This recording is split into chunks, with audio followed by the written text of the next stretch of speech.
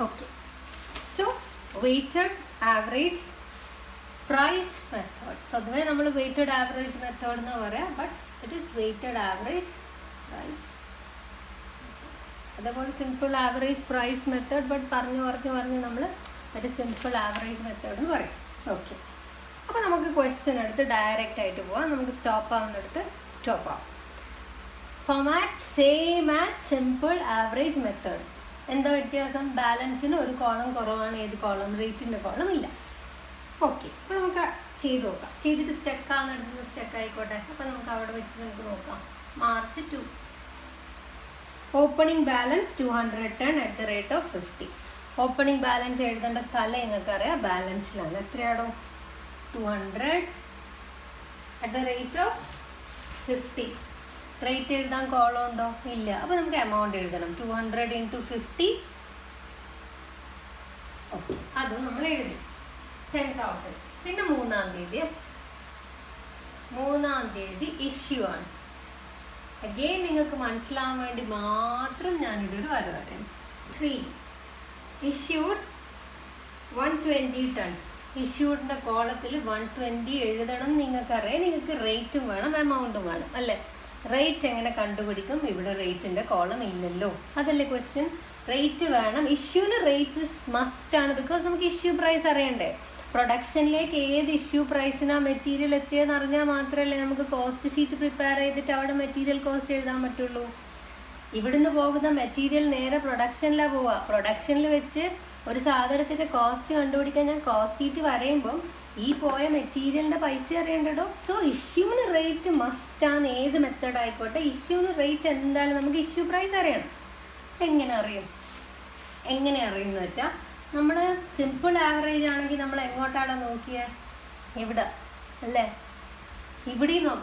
Saudi okay, consignment. Lot use consignment lot consignment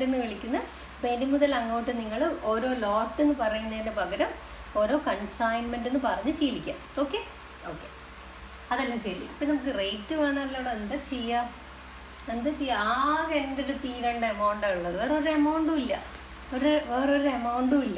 Right? Okay, 50 rupees is okay. Now, 50 because 200 at the rate of 15. But we have 50. Issue price is fixed. Simple average but stock but stock amount divided by quantity. If you have amount, quantity divide stock, consignment, closing balance, opening balance. Amount quantity 200. ഇവിടെ ഒരു stock ആയതുകൊണ്ട് ഇത് പ്രശ്നമില്ലാത്ത അല്ലെങ്കിലും ഇവിടെ അമൗണ്ടിനെ full നമ്മൾ എന്ത് ചെയ്യുക എടുക്കുക ക്വാണ്ടിറ്റീനെ എടുക്കുക ഡിവൈഡ് ചെയ്യുക we will get the issue price clear ആണല്ലോ അപ്പോൾ 120 × 50 എത്രയാണെന്ന് അറിയോ 60,000 ഓക്കെ ശരി ഒരു 0 കൂടി പോയി 1 2 ഓക്കെ 6,000 ഓക്കെ ഇനി നമുക്ക് അവിടെ നോക്കണോ ഈ രണ്ട് കോളം വേണം അത് സിമ്പിൾ 200 ഉണ്ടേനും 120 പോയി ബാക്കി എത്രയുണ്ട് 80 ആ 10,000 സ്റ്റോക്ക് ഉണ്ടേനും 6,000 പോയി ഇനി എത്രയുണ്ട് 4,000 ഇവിടെ ഒന്ന് ഫില്ല് ചെയ്യാൻ ഒരു ബുദ്ധിമുട്ടുമില്ല 200 minus 120 10,000 minus amount column 4,000 clear അപ്പോൾ ഇതെങ്ങനെ കിട്ടിയെന്ന് മനസ്സിലായല്ലോ ഇവിടെ എഴുതുന്നു കേട്ടോ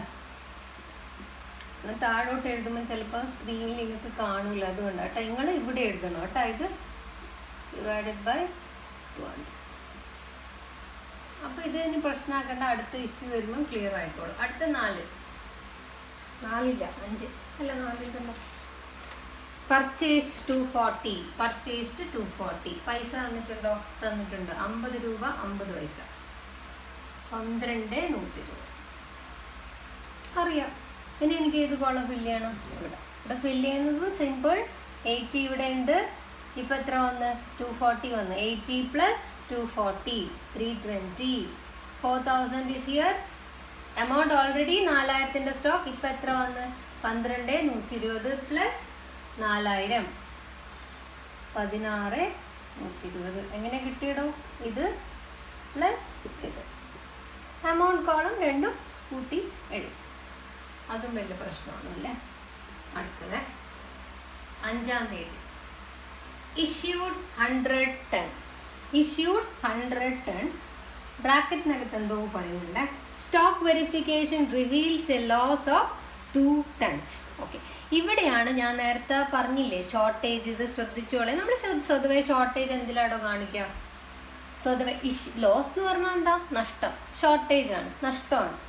നഷ്ടം നമ്മൾ സ്വതവേ എവിടെയാണോ കാണിക്കുക? ഇവിടെയല്ലേ. ഞാൻ എഴുതുന്നത് കോപ്പി അടിച്ച് എഴുതണ്ടേ, മായ്ക്കേണ്ടി വരും. സോ ഞാൻ ഇവിടെ ഇഷ്യൂ അവിടെ നിൽക്കട്ടെ. ഞാൻ ബ്രാക്കറ്റിലുള്ള മാത്രം നോക്കുന്നു. Stock verification reveals a loss of 2 ton. അപ്പോൾ ഞാനിത് ഇഷ്യൂ ഇവിടെ എഴുതാം. റൈറ്റ്. എന്നിട്ട് ഞാൻ എമൗണ്ട് എങ്ങനെ കണ്ടുപിടിക്കും? വെയ്റ്റഡ് ആവറേജിൽ എമൗണ്ട് റേറ്റ് എങ്ങനെയാണോ കണ്ടുപിടിക്കുക? ഇത് ഡിവൈഡഡ് ബൈ ഇത്, എമൗണ്ട് ഡിവൈഡഡ് ബൈ ക്വാണ്ടിറ്റി. അങ്ങനെ അങ്ങോട്ട് എഴുതും അല്ലേ? അതല്ലേ നിങ്ങൾ വിചാരിക്കുന്നത്? അങ്ങനെയല്ലേ ചെയ്യേണ്ടത്? ബിക്കോസ് നിങ്ങൾക്കറിയാം ഷോർട്ടേജ് എന്ന് പറഞ്ഞാൽ ലോസ് അല്ലേ. അപ്പോൾ പിന്നെ ലോസ് ഇഷ്യൂവിൽ എഴുതണം. എന്നിട്ട് ഇതിനൊരു റേറ്റ് വേണം. അപ്പോൾ ടീച്ചർ പറഞ്ഞിട്ടുണ്ട് റേറ്റ് എങ്ങനെ കണ്ടുപിടിക്കുക? Amount divided by quantity. അപ്പോൾ ഇതിൻ്റെ നേരെ മേലെയുള്ള എമൗണ്ട് ഡിവൈഡഡ് ബൈ ക്വാണ്ടിറ്റി ഇവിടെ എഴുതണം. ഇൻറ്റു ചെയ്യണം, ഇതിൽ നിന്ന് മൈനസ് ചെയ്യണം, ഇതിൽ നിന്ന് മൈനസ് ചെയ്യണം അല്ലേ? ബട്ട് ഹിയർ ഒരു ചെറിയ ഡിഫറൻസ് ഇസ് ദർ. അതുകൊണ്ടാണ് ഞാൻ നേരത്തെ റിവിഷൻ എന്ന് പറഞ്ഞിട്ട് ആ ഒരു പോയിന്റ് അവിടെ ഒന്നുകൂടെ സ്ട്രെസ് ചെയ്ത് അവിടെ മനസ്സിൽ ഉറപ്പിച്ചത് കേട്ടോ. വെയ്റ്റഡ് ആവറേജ് തൽക്കാലം ഇവിടെ ഒരു ചെറിയൊരു സ്ഥലം ഞാൻ എടുക്കുന്നത്.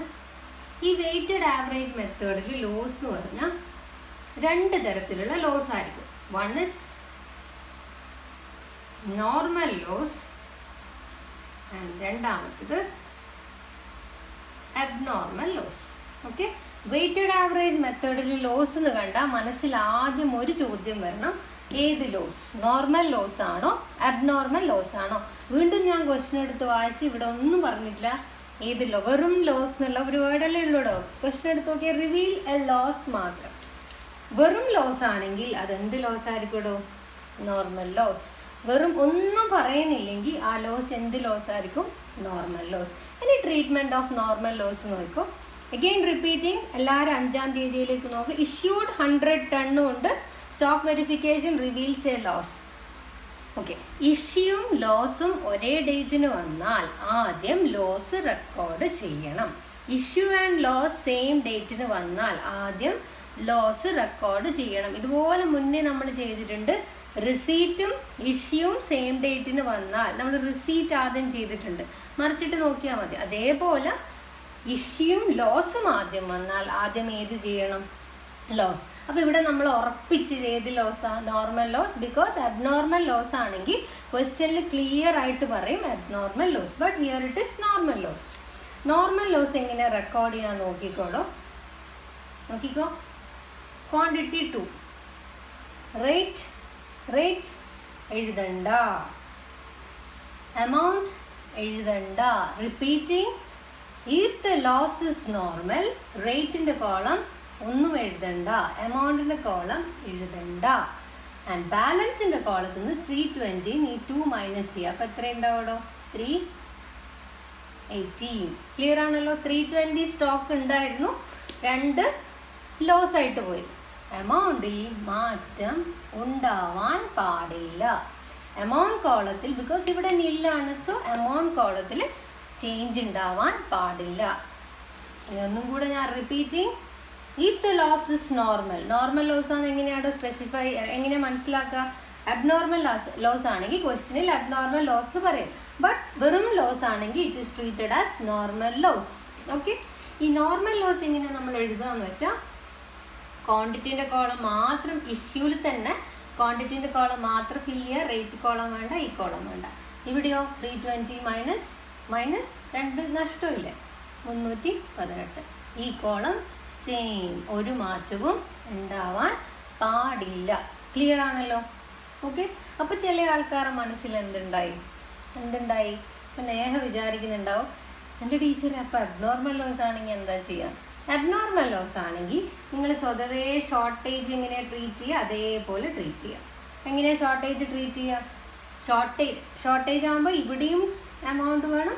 അബ്നോർമൽ ലോസ് ആകുമ്പം ഇവിടെ റേറ്റും വേണം, ഇവിടെ എമൗണ്ടും വേണം, ഇവിടെ ഡിഫറൻസും ഉണ്ടാകും. ഫോർ എക്സാമ്പിൾ ഞാനിവിടെ ചെയ്യുന്ന ഈ കേസിൽ ഈ ക്വസ്റ്റ്യനിൽ അബ്നോർമൽ ലോസ് ആണെങ്കിൽ നിങ്ങൾ ഇതിനെ കൊണ്ട് ഡിവൈഡ് ചെയ്യുക. അപ്പോൾ ഒരു എമൗണ്ട് കിട്ടുമല്ലോ. എനിക്കിത് കണ്ണും പൂട്ടി ഡിവൈഡ് ചെയ്യാനൊന്നും പറ്റുന്നില്ല. ഞാൻ എൻ്റെ ഈസിക്ക് ഇത് രണ്ടും ഡിവൈഡ് ചെയ്താൽ 4 രൂപയാണ് കിട്ടുകയെന്ന് വെച്ചോ. ഓക്കെ, ജസ്റ്റ് എക്സാമ്പിൾ 40 ആക്കാം. ഇതിനോട് ഡിവൈഡ് ചെയ്താൽ 40 കിട്ടുമെന്ന് വിചാരിച്ചോ. അപ്പോൾ 40 × 2 എത്രയാണോ? 80. ഓക്കെ, ഇവിടെ 320 - 2, ഇവിടെയോ 16120 - 80. മേ ബി കുറച്ച് അങ്ങോട്ട് നമുക്ക് അബ്നോർമൽ ലോസിലൊരു കണക്ക് വരുമായിരിക്കും. ബട്ട് ഇതുവരെയായിട്ടും എക്സാമിന് അബ്നോർമൽ ലോസിൻ്റെ കണക്ക് ചോദിച്ചിട്ടില്ല. വെറും ലോസിനെ പറയും. വെറും ലോസ് ആണെങ്കിൽ നിങ്ങൾ എന്തായിട്ട് ട്രീറ്റ് ചെയ്താൽ മതി? Normal loss. ഈ കോളം വേണ്ട, ഈ കോളം വേണ്ട, ഈ കോളത്തിൽ ഇത് രണ്ടും മൈനസ് ചെയ്യണം, ഈ കോളം സെയിം. ഇത് മൈനസ് ഇതല്ലോ ഈ കോളം, ബട്ട് ഇയർനിലാണ്. അപ്പോൾ ക്ലിയർ ആയിരിക്കും എന്ന് വിചാരിക്കുന്നു. ഒരു ഡിഫറൻസ് ആണ് അത്. മറ്റേ മെത്തേഡും വെയ്റ്റഡ് ആവറേജും തമ്മിലുള്ള ചെറിയൊരു ഡിഫറൻസ്. മറ്റേ മെത്തേഡിലൊന്നും നമ്മൾ ഷോർട്ടേജ് എന്ന് പറയുമ്പം അവിടെ ലോസ് എന്നുള്ള വേർഡ് നമ്മൾ യൂസ് ചെയ്ത് കണ്ടില്ല. But here in the case of weighted average method loss വന്നാൽ 2 തരം ലോസ്, നോർമൽ ആവാം, അബ്നോർമൽ ആവാം. ക്വസ്റ്റ്യനിൽ ഒന്നും പറയുന്നില്ലെങ്കിൽ അത് നോർമൽ ലോസ് ആയിരിക്കും. നോർമൽ ലോസിന് നമ്മൾക്ക് ഇഷ്യൂ തന്നെ, ബട്ട് റേറ്റും എമൗണ്ടും വേണ്ട. ഹിയർ ഓൾസോ എമൗണ്ട് കോളത്തിൽ ചേഞ്ച് വരാൻ പാടില്ല. ന്യൂ പോയിന്റ് ആണ്. അപ്പോൾ നമ്മൾ അതും കഴിഞ്ഞ് നൗ ഓൺ 5th തന്നെ അല്ലേ, ഇഷ്യൂ ഉണ്ട്, ലോസും ഉണ്ടേനും. ഇഷ്യൂ ലോസും ഒരുമിച്ച് വന്നാൽ ലോസ് ഫസ്റ്റ് റെക്കോർഡ് ചെയ്യണം. ഓക്കെ, അതൊക്കെ നിങ്ങളുടെ നോട്ട്സിലുണ്ടാവും. തരുന്ന തിയറി നോട്ട്സിൽ അതൊക്കെ സ്പെസിഫൈ ചെയ്തിട്ടുണ്ടാവും. ഇതുവരെ ഉള്ളതെല്ലാം നോട്ടിൽ സ്പെസിഫൈ ചെയ്തിട്ടുണ്ട്. മറിച്ചിട്ട് നോക്കിയാൽ മതി. തിയറി നോട്ടിൽ അതൊക്കെ ഉണ്ടാവും. 5 issued 1000 യൂണിറ്റ്സ്. അപ്പോൾ ഇവിടെ ഞാൻ എന്ത് എഴുതി? 1000. ഇനി എനിക്ക് എന്ത് വേണോ? റേറ്റ് വേണം. സോറി, ഇവിടെ 8 ആണ്. റേറ്റ് വേണം. റേറ്റ് എങ്ങനെയാണ് എഴുതേണ്ടത്? തൊട്ട മുമ്പത്തെ ഇങ്ങോട്ടാണ് നോക്കുന്നത് അല്ലേ? വെയ്റ്റഡ് ആവറേജിന് ഇങ്ങോട്ട് നോക്കും. Amount divided by quantity.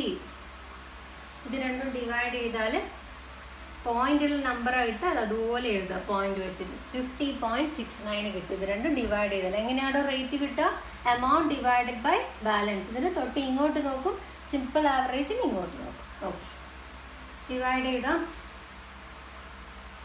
ഇനി ഈ കോളം എങ്ങനെയാണ് ഫില്ല് ചെയ്യുക? 318 + 1000. സോറി, 1000 അല്ലാലോ, 100 ആണ്. സോറി കേട്ടോ, ഇവിടെ സ്റ്റോക്ക് ഇല്ലാത്ത കണ്ടപ്പോൾ ഞാൻ ശ്രദ്ധിച്ചത്. Okay, it's 100. കറക്റ്റാണ്, 50. ഓക്കെ, ഇനി 318 ഇത് മൈനസ് ചെയ്താൽ 218. ഇതിൽ നിന്ന് ഇത് മൈനസ് ചെയ്താൽ 11.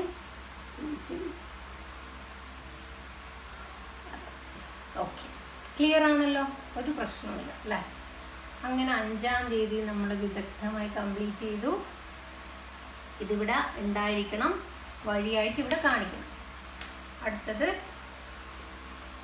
6 റിസീവ്ഡ് ബാക്ക് ഫ്രം, അതായത് റീഫണ്ട് ഫ്രം വർക്ക് ഓർഡറിന് റീഫണ്ട് തിരിച്ച് കിട്ടി 40 tons. അപ്പം റിസീറ്റ് ആണോ ഇഷ്യൂ ആണോ? റിസീറ്റ് ആണ്, നമുക്കറിയാം. എത്രയാണോ?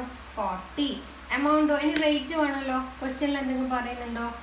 Issued at 50.25. നമുക്കിവിടെ റേറ്റ് തന്നിട്ടുണ്ട്. 50 രൂപ 25 പൈസക്ക് ഇഷ്യൂ ചെയ്ത ഒരു ലോട്ട് തിരിച്ചു വന്നു. അപ്പോൾ ഇൻറ്റു ചെയ്തു.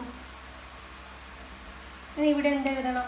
ഇത് പ്ലസ് ഇത് 240 അല്ല, 258. ഇത് പ്ലസ് ഇത് 13,070. ഓക്കെ, അങ്ങനെ ഇതും കഴിഞ്ഞു. ഇനി ലാസ്റ്റ് ഡേറ്റ് 7-ാം തീയതി. Issued 160 ton. അപ്പോൾ ഞാനിവിടെ 160 എഴുതി. എമൗണ്ടോ? നിങ്ങൾ എന്നെക്കാളും മുന്നേ നിങ്ങൾ ആ നോട്ടിൽ എഴുതിയിട്ടുണ്ടാവും. This divided by this, amount divided by quantity. 1370.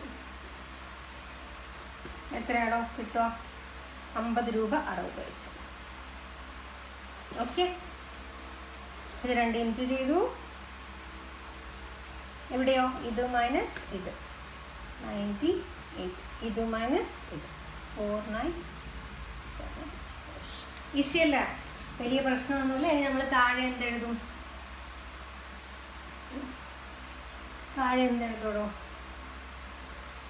Closing stock എത്ര? 98 ടൺസ്.